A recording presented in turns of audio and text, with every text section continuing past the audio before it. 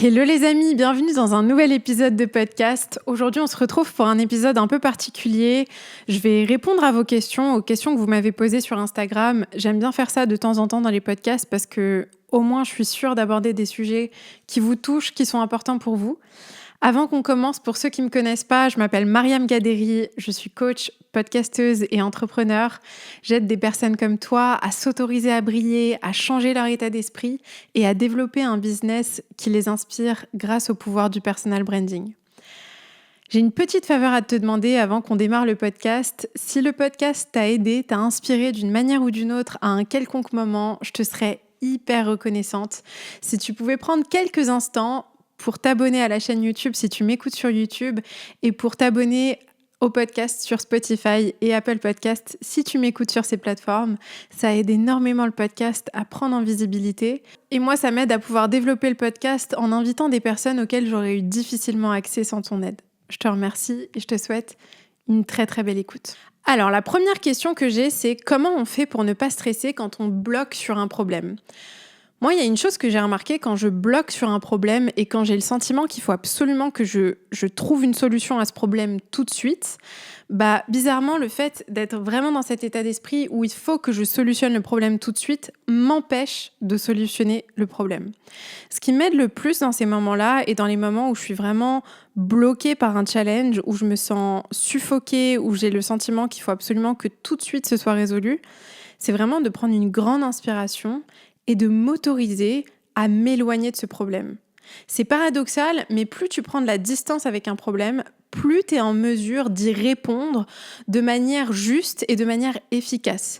Et non pas de manière émotionnelle. C'est-à-dire que parfois, t'es vraiment dans le feu de l'émotion et tu vas pas te rendre compte que la réponse que tu trouves à ce problème n'est pas forcément la réponse la plus adaptée. Alors attention, parfois il y a des problèmes où c'est très bénéfique de répondre émotionnellement. C'est très sain aussi parfois de se mettre en colère, de mettre nos limites, de dire stop, de montrer quand on est mécontent d'une situation. Mais il y a aussi des situations où c'est encore plus bénéfique de prendre de la distance et de réfléchir à la réponse la plus juste et la plus adaptée, la plus productive pour ton problème. Donc moi, j'ai vraiment envie de te dire, autorise-toi à prendre de la distance, autorise-toi à ne pas y répondre immédiatement, à moins que ce soit vraiment un problème urgent, et là, dans ce cas-là, on est sur un autre registre. Mais autorise-toi à ne pas y répondre immédiatement et à avoir la grâce et la patience de te créer un espace où tu peux réfléchir à ce problème de manière beaucoup plus productive. Moi, il y a un truc que j'ai remarqué, c'est que quand je vais marcher ou quand je coupe un peu, par exemple, mon travail, j'ai un problème dans mon travail, je vais couper et je vais me mettre sur autre chose, je vais me concentrer sur une autre tâche. Ça peut être par exemple faire de la cuisine ou ça peut être aller faire une marche ou peu importe. Ça m'aide vraiment à prendre du recul avec la situation et à avoir des idées, de l'inspiration qui vient. Et en fait, c'est comme si j'ouvrais à un niveau inconscient les portes de cette inspiration et de cette intuition. Parce que trop souvent, quand on est face à un problème, on va être dans notre mental. Et notre mental, il va nous dire attention, faut qu'on réponde tout de suite, c'est pas bien, faut qu'on trouve la solution, faut qu'on contrôle, faut qu'on maîtrise. Et en fait, ce qui se passe, c'est que tu t'empêches de recevoir les intuitions et l'inspiration dont tu as besoin de manière juste et naturelle pour toi pour pouvoir répondre à ce challenge.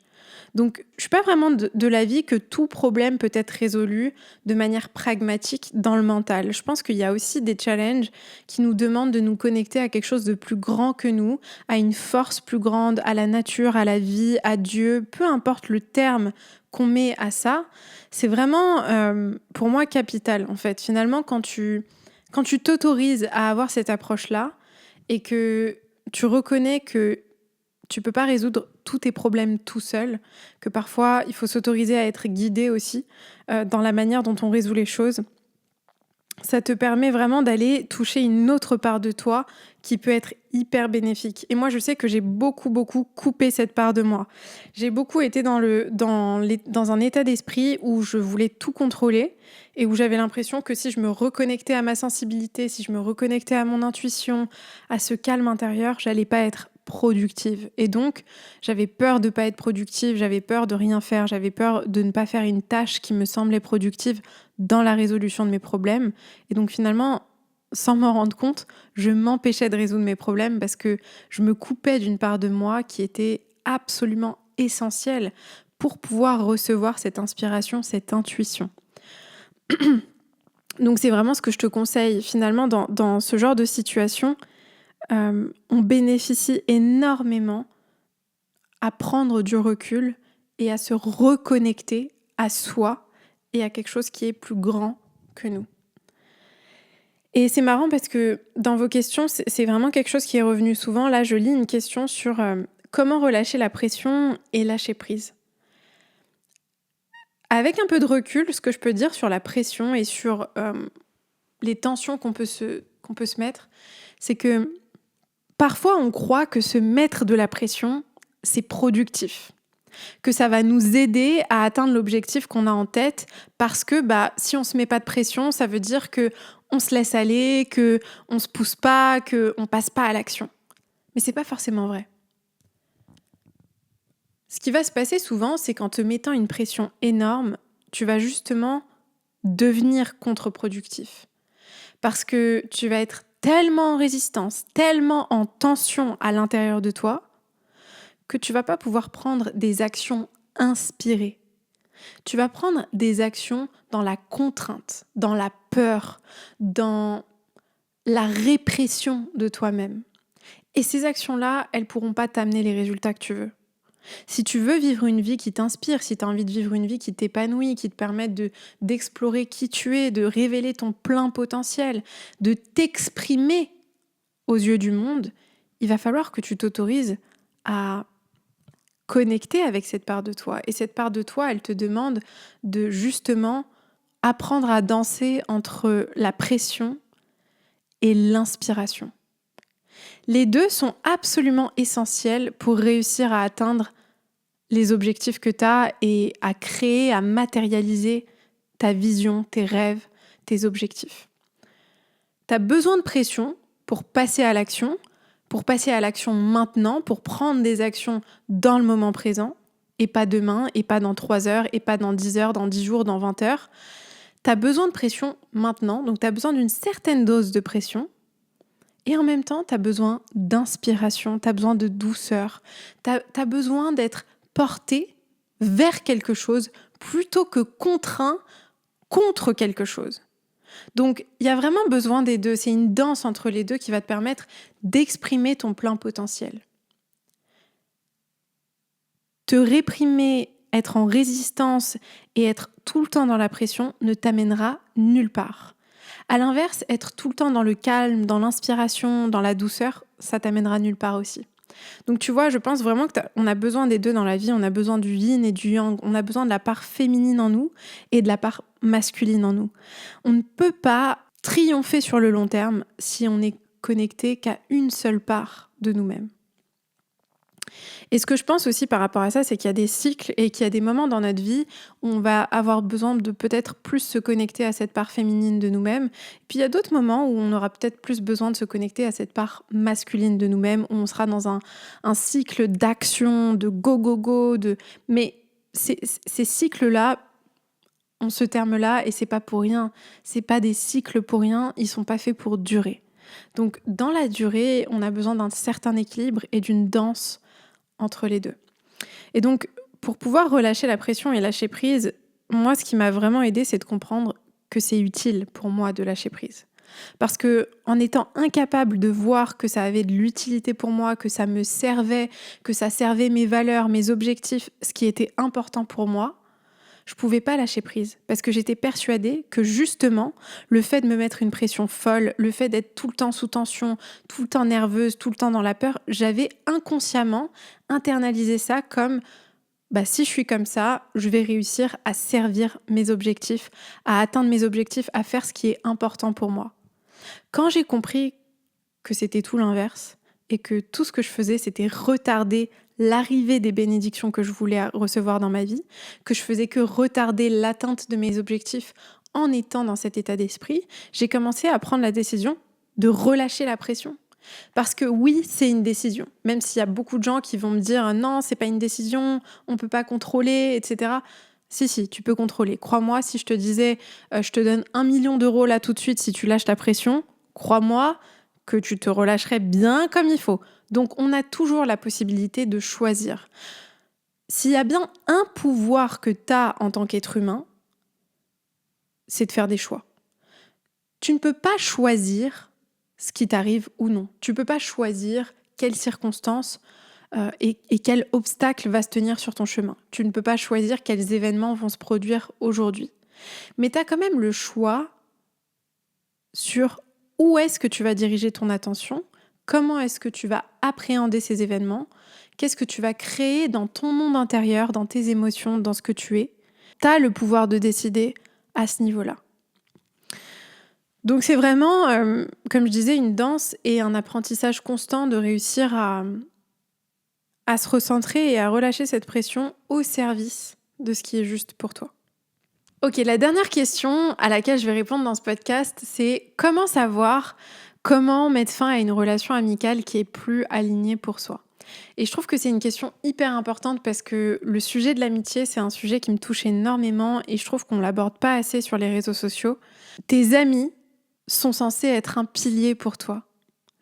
Un véritable ami, c'est quelqu'un qui vit les expériences de ta vie avec toi, qui les partage avec toi. Et inversement, qui t'ouvre les portes de sa vie pour les partager avec lui.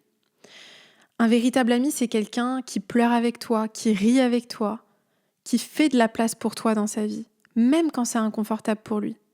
C'est quelqu'un que tu peux appeler quand ça va pas, quand tu as des challenges, des difficultés. Et c'est aussi quelqu'un que tu peux appeler quand tu as des réussites, des victoires, des événements de ta vie pour lesquels tu es tellement heureux. C'est pas quelqu'un qui va être là pour toi uniquement dans un cas ou dans l'autre. C'est quelqu'un qui est là avec toi dans toutes les circonstances de ta vie. C'est quelqu'un qui est un allié pour toi, qui te traite comme un membre de sa famille. C'est quelqu'un qui te pousse à briller, à prendre de la place, à prendre confiance en toi, à te donner de la valeur. Finalement, c'est quelqu'un qui t'aide à mieux t'aimer, à mieux te voir, à mieux te comprendre. Et si tu es face à des amitiés où au contraire, ces personnes-là te donnent honte d'être qui tu es, elles te donnent le sentiment de ne pas être normal, d'avoir un problème, d'être défaillant. C'est des personnes qui te ridiculisent, qui te rabaissent, qui t'envoient des pics, qui te donnent envie de te cacher du monde plutôt que de briller et de prendre de la place dans ce monde. Si c'est des personnes qui ne sont pas là pour toi dans les moments difficiles et qui sont là que dans les bons moments ou inversement, c'est pas tes amis. Et à ce moment-là, comment est-ce que tu peux mettre fin à ces amitiés ?